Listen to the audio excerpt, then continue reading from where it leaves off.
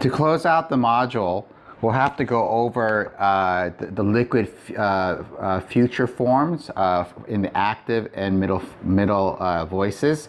So we already introduced how to form future passive liquid forms for liquid verbs. With the active form and the middle form, which is what we're learning right now, it actually, the tough part about the future active and middle forms is it uses a transformative that's different than with luo. Its transformative for future is S, an epsilon sigma, not just like the sigma. And this is only for liquid verbs. Liquid verbs, any stem that ends with a lambda, rho, mu, or nu will use a different transformative, this epsilon sigma, as to form its future active and middle forms, keeping separate the passive voice. And so this is what we're going to go over in the next chart. In this chart here, it's going to be helpful to compare the future active and middle forms with the present active indicative. So if you remember your present active indicative forms, it's crino, crines, crine, crinomen, crinite, and crinusi or sin. So how do I form the future active form for and middle forms for liquid verbs? So these are for just liquid verbs. Remember, it uses a different set of components or transformatives. I take the verbal root. In this case, for crino, it's crin. So this is the verbal root. I add S, which is a different transformative, not just the sigma. It's not using the sigma like luo. It's using S. And then I use the primary active suffixes o, ace, a, am, and eta, usi. And so if I were to add these components together, crin plus S plus O, what happens is that the sigma, again, doesn't like being sandwiched between two vowels. And then when you when epsilon short vowel combines the long vowel omega, the epsilon drops or is contracted into the omega, and the form is crino.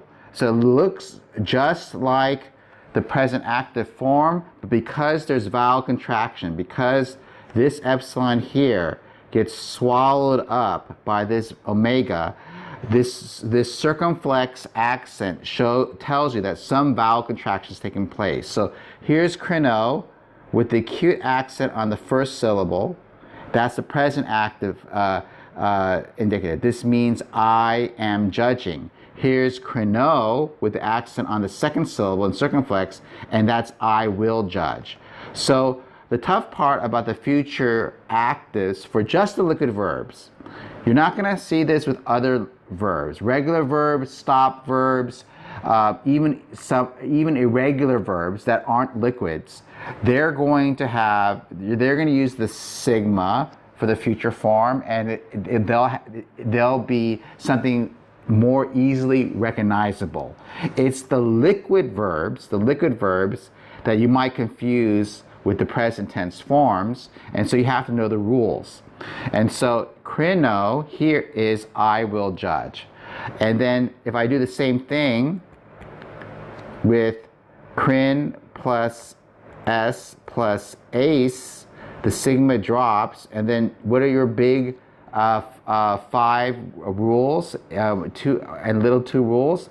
2 like vowels contract to 1, and this will be crinace. But notice I have a circumflex accent here. It's spelled the same as crinace, but the difference again is the accent that shows that vowel contraction. Some letters have been contracted, some vowels have been contracted.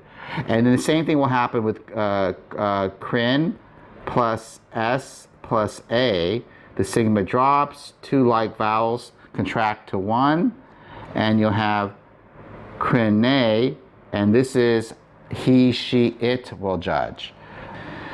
For the first person plurals, you're actually going to see it's spelled differently than the present tense form crinomen. And the reason why is because of the way the vowels are contracting. So if you have crin plus s plus amen, when the sigma drops, notice that epsilon plus omicron equals an u. So here, it's a much more distinct difference.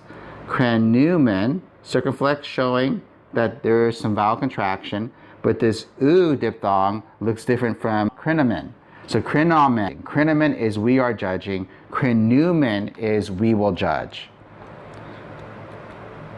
This form is crin plus s plus eta, sigma drops, epsilon plus epsilon. Here, since it's not part of a diphthong, it's actually combining to an A, and so this is going to be crinete, and here, crin plus s plus uc or sin, drop the sigma, epsilon plus omicron is u, but then you have this being formed, two like vowels become upsilon, and you're going to end up with this form, crin nu c or sin, but the circumflex here distinguishes it from the present tense form. This is they are judging. Here we have they will judge. They will judge. And so let's clear this up. I changed the color for the present tense so that you can see its forms compared with the future actives. Now, if we do the future middle forms, it's going to follow the same pattern. You have crin plus s, and then instead of the active o, ace, a, amen, eta, usi, you're going to add the o, my, a. So this is the form that you eventually get when epsilon combines with psi, the sigma drops, these two combine, this subscript, so you're expecting o, my, a, etai, ametha, esthe, ontai.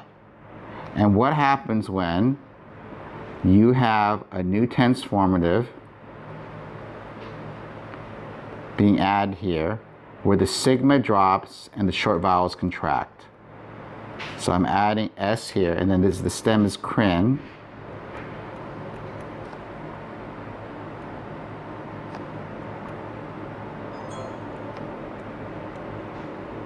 There we go.